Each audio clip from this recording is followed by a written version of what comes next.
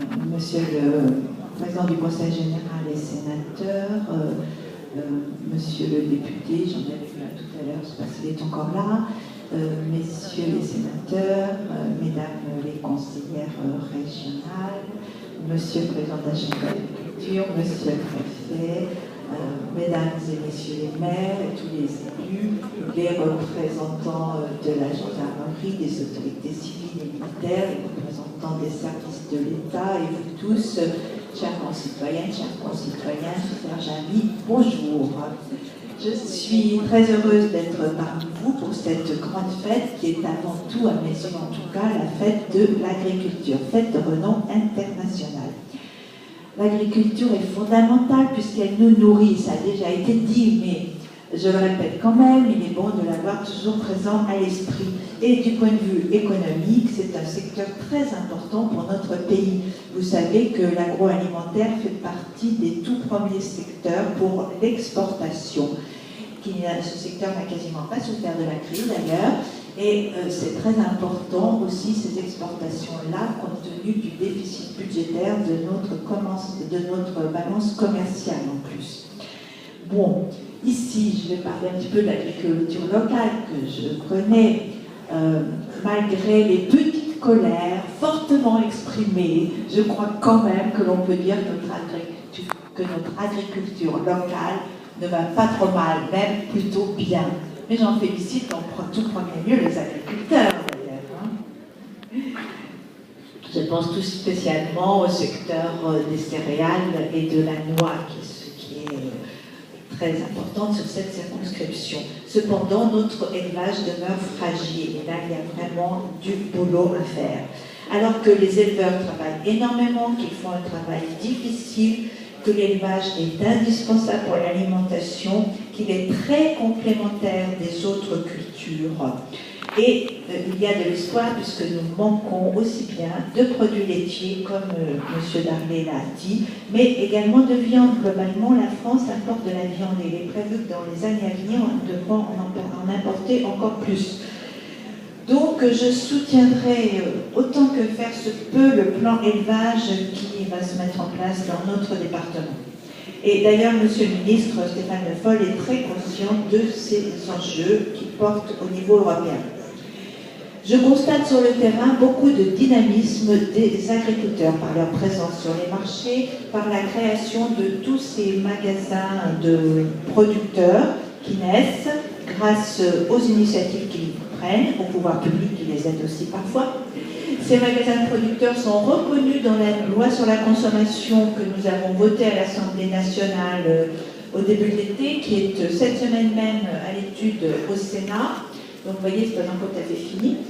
Alors, il y a le fait que 20% des producteurs non adhérents puissent vendre leurs produits dans ces magasins de producteurs. Ce chiffre de 20%, vous dites qu'il est insuffisant, je vous comprends très bien, d'autant plus que dans le projet initial de loi, il est écrit 0%. Et c'est notre groupe qui a fait inscrire 20%. Donc nous avons déjà eu du mal à convaincre une majorité de députés pour arriver à 20%. Mais je vous promets d'essayer de faire encore mieux. Mais voilà, il faut quand même reconnaître les efforts qui sont déjà faits. Dans cette loi sur la consommation, il est aussi inscrit, ça c'est une initiative de Madame la ministre Sylvia Pinel du commerce de l'artisanat, qui, donc, grâce à elle, est inscrit la mention pour les restaurateurs dans les restaurants des plats faits maison.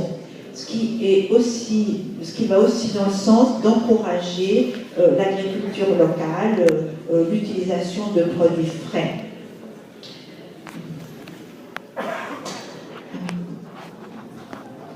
Dans cette loi, nous avons aussi fait introduire des clauses pour que les négociations entre producteurs, fournisseurs et distributeurs soient facilitées en cas de forte variation des cours des matières premières. On a connu une grave crise ce printemps. Oui, bien tout simplement parce qu'il est juste, simplement juste que les agriculteurs soient rémunérés convenablement au juste prix pour leur travail. Mais ce qui n'est pas simple dans une économie de marché. Cependant, je pense vraiment que les pouvoirs publics doivent y jouer tout leur rôle. Les pouvoirs publics sont là pour réguler. réguler les prix, pas que les prix, également ce qui concerne le foncier par exemple. Nous attendons l'IGP Saint-Marcelin, comme vous l'a dit M. Darlé, et dans ce cadre, les producteurs devront bénéficier financièrement de la qualité de leur production de lait. Nous savons que ça n'est pas gagné. Je constate sur le terrain que beaucoup d'efforts sont faits pour aller vers plus de qualité, mais également pour préparer l'avenir.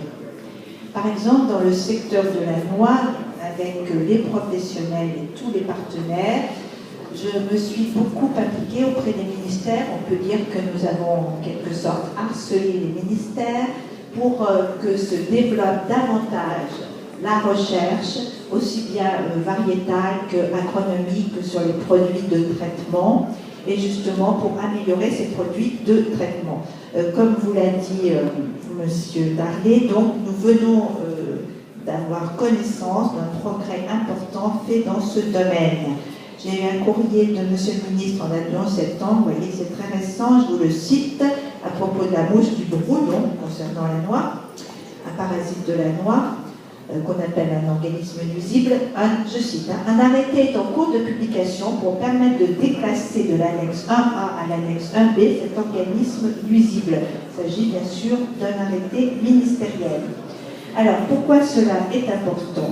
Eh bien, cela aura pour conséquence pratique de ne pas imposer de traitement obligatoire aux producteurs, mais de leur laisser la possibilité de gérer ces traitements et surtout de traiter sur de petites surfaces, là où le parasite, là où la mouche a effectivement été détectée par des pièges.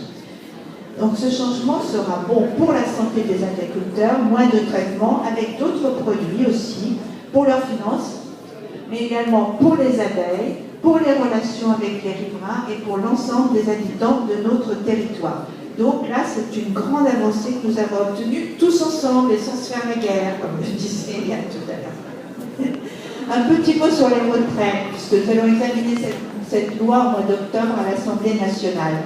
La garantie d'une pension minimale à hauteur de 75% du SMIC pour une carrière complète est d'ores et déjà acquise. C'est une promesse de François Hollande. Peut-être que ça avait été promis précédemment, mais ça n'avait jamais été inscrit dans la loi. Nous demanderons lors de l'examen de cette loi d'aller un petit peu plus loin, jusqu'à 85%. Je sais c'est ce que souhaitent les agriculteurs qui ont très souvent eu des carrières longues, pénibles, avec beaucoup d'heures de travail par semaine. D'autres avancées sont prévues dans cette loi, comme la suppression de la durée minimale dans le régime pour bénéficier de la pension minimale. Certaines avancées aussi concernant la retraite complémentaire obligatoire, mais je ne veux pas abuser de votre patience.